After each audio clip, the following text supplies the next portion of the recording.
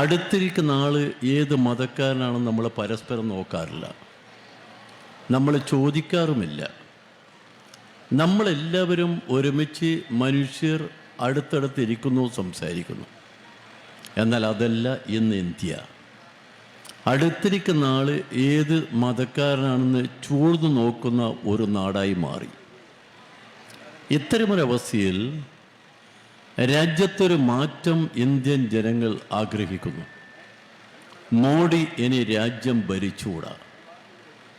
മോഡിയുടെ ഭരണം ഈ രാജ്യത്തിന് ഇനി സഹിക്കാൻ കഴിയില്ല. അവർ അവരുടെ ഭരണത്തിൽ ഇവിടെ ചെയ്യുന്ന കാര്യങ്ങളെല്ലാം എണ്ണി എണ്ണി പറയേണ്ട കാര്യമല്ലോ, നമുക്കെല്ലാം അറിയാം. രാജ്യത്തിൻ്റെ സകല നന്മകളും തകർത്തുകൊണ്ട് പോകുന്നൊരു സർക്കാർ, അവരാണ് ഇന്ത്യ ഭരിക്കുന്നത്. അതിൽ നിന്ന് വ്യത്യസ്തമായി ഈ നാട്ടിൽ മനുഷ്യർക്ക് അവർക്ക് ശാന്തമായി ജീവിക്കുന്ന ഒരു നാടേ ഉള്ളൂ, അതാണ് നമ്മുടെ കേരളം. നമ്മൾ ദൈവത്തിൻ്റെ സ്വന്തം നാടെന്ന് പറയുന്നില്ലേ, ആ നാടായി ഈ നാട്ടിൽ മനുഷ്യർക്ക് ഒരു തരത്തിലുള്ള ഭയാശങ്കയുമില്ലാതെ നിർഭയം ജീവിക്കാവുന്ന ഇന്ത്യയിലെ ഒരു സംസ്ഥാനം ഈ കേരളം മാത്രമാണ്. അതിന് കാരണം ഇടതുപക്ഷ ജനാധിപത്യ മുന്നണിയാണ്. അതിന് കാരണം നമുക്കെല്ലാം എല്ലാത്തിനും നേതൃത്വം കൊടുക്കാൻ ഒരു നായകനുണ്ട്. അതാണ് കേരളത്തിലെ മുഖ്യമന്ത്രി സഖാവ് പിണറായി. അദ്ദേഹമാണ് ഇന്ത്യൻ ഭരണാധികാരികളോട് പറഞ്ഞു, നീതിക്ക് വേണ്ടി ഞങ്ങൾ ഏതറ്റം വരെയും പോകും. രാജ്യത്തിൻ്റെ അവകാശത്തിന് വേണ്ടി ഒരു സംസ്ഥാന മുഖ്യമന്ത്രി സുപ്രീം കോടതി കയറിയിറങ്ങിയത് ഇന്ത്യയുടെ ചരിത്രത്തിൽ ആദ്യമല്ലേ. നമ്മുടെ കൊച്ചു കേരളം, ഈ കേരളത്തിൽ ഒരുപാട് പദ്ധതികളുണ്ട്.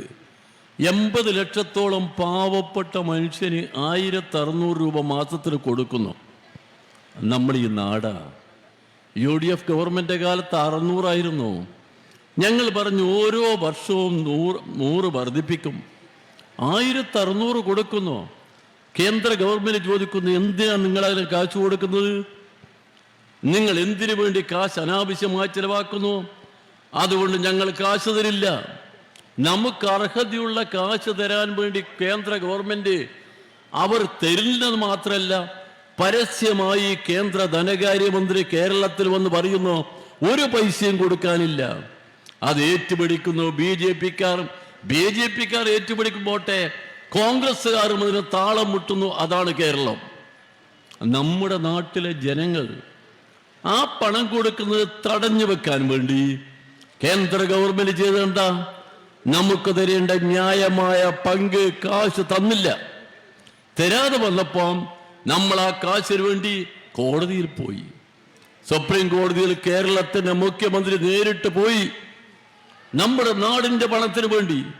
എന്നിട്ടോ ഇവിടെ വന്ന് സകല നുണയും പറഞ്ഞ കേന്ദ്രമന്ത്രിമാർ ഉൾപ്പെടെയുള്ള ആളുകളോട് അവർ സുപ്രീം കോടതിയിൽ വന്നിട്ട് കേന്ദ്ര ഗവൺമെന്റ് പറയുന്നു, ഞങ്ങളിത് പുറത്തും തീർത്തൂടെ, എന്തിനാ അകത്ത്? ഇവിടുത്തെ കോൺഗ്രസ് നേതാക്കന്മാർ പറഞ്ഞ കാര്യം നിങ്ങൾ ഓർക്കുന്നില്ലേ? ഇവിടുന്ന് പറഞ്ഞു തീർത്താൽ പോരെ, എന്തിനാ ഇങ്ങോട്ട് പോകുന്നത്? സുപ്രീം കോടതി പറഞ്ഞു ന്യായമായും കൊടുക്കാനുള്ള കാശ് കൊടുക്കണം. അപ്പൊ ബോധ്യമായല്ലോ, നമ്മുടെ സംസ്ഥാനത്തിൻ്റെ നമ്മുടെ കേരളത്തിൻ്റെ നായകൻ സഖാവ് പിണറായി വന്നുകൊണ്ടിരിക്കുക. അദ്ദേഹം ഇവിടെ വന്നു ചേർന്നാൽ ഞാനപ്പം നിർത്താം.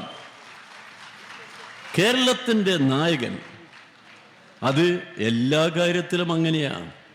കോവിഡ് വന്നപ്പം ജനങ്ങൾക്ക് ആശങ്കയില്ലല്ലോ, ഇല്ല. പ്രളയം വന്നപ്പം ജനങ്ങൾക്ക് ആശങ്കയില്ലല്ലോ, ഇല്ല. നിപ്പ വന്നപ്പോൾ ജനങ്ങൾ ഭയപ്പെട്ടില്ലല്ലോ, ഇല്ല. എന്താ കാരണം? ഇവിടെ എല്ലാത്തിനും, ഇവിടെ എന്ത് പ്രശ്നം വന്നാലും ആ പ്രശ്നം നേരിടാൻ ഇവിടെ ഒരു നായകനുണ്ട്, നാഥനുണ്ട് കേരളത്തിൽ. ആ നാഥനാണ് ഇവിടെ വന്നിരിക്കുന്നു, സഖാവ് പിണറായി.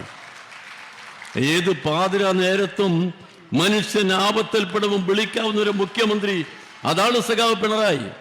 അദ്ദേഹം കേരളത്തിന് വേണ്ടി, നമ്മുടെ രാജ്യത്തിന് വേണ്ടി ഇവിടുത്തെ മതന്യൂനപക്ഷങ്ങളെ കൊണ്ടുപോയി ഈ നാട്ടിൽ ഭിന്നിപ്പിക്കാൻ ശ്രമിക്കുന്ന ഭരണാധികാരികൾ പൗരത്വ നിയമം ഇവിടെ നടപ്പിലാക്കാൻ തീരുമാനിച്ചപ്പം അതിനെതിരായി സുപ്രീം കോടതിയിൽ പോകുമെന്ന് പരസ്യമായി പറഞ്ഞ മുഖ്യമന്ത്രി നമ്മുടെ മുഖ്യമന്ത്രിയാ. മതന്യൂനപക്ഷങ്ങൾക്ക് ആശങ്കയുണ്ട്, ഞങ്ങൾക്കറിയാം. ആ മതന്യൂനപക്ഷങ്ങളെ ഞങ്ങൾ സ്വന്തം തോളിലേറ്റിക്കൊണ്ട് കൊണ്ടുപോകും, അവരെ സംരക്ഷിക്കും. ഈ കേരളം ഇടതുപക്ഷ ജനാധിപത്യ പ്രസ്ഥാനത്തിന്റെ നാടാണ്, നമ്മുടെ നാടാണ്. ആ നാട് മതന്യൂനപക്ഷങ്ങളെ എല്ലാവരെയും സംരക്ഷിക്കുമെന്ന് ശക്തമായി പറയാൻ നമുക്ക് ഈ അവസരം ഉപയോഗിക്കാം. ഞാൻ കൂടുതൽ പറയുന്നില്ല. ഞാനൊരു പാർലമെന്റ് സ്ഥാനാർത്ഥിയാണ്. നിങ്ങൾക്ക് എല്ലാവർക്കും അറിയാം, എന്നെ നേരിട്ടറിയാം. ഞാനിപ്പോൾ 40 വർഷമായി തിരുവനന്തപുരം താമസക്കാരനാണ്. 2005 ഞാൻ മത്സരിക്കുമ്പോൾ പലരും പറഞ്ഞു വരത്തൻ വന്നു എന്നാ. ആ വരത്തൻ്റെ കാര്യം ഇനിയിപ്പോൾ അറിയില്ലല്ലോ. ഞാൻ 40 മാസം ഇവിടെ MP ആയിരുന്നു.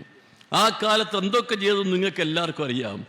നിങ്ങളുടെ മുമ്പിൽ തുറന്ന പുസ്തകം പോലെയുണ്ട്. നിങ്ങളെ കൂടെ നിങ്ങൾ ഒരാളായി നിങ്ങളോടൊപ്പം ഞാൻ ഉണ്ടായിരുന്നു, ഇനി എന്നും ഉണ്ടാവും.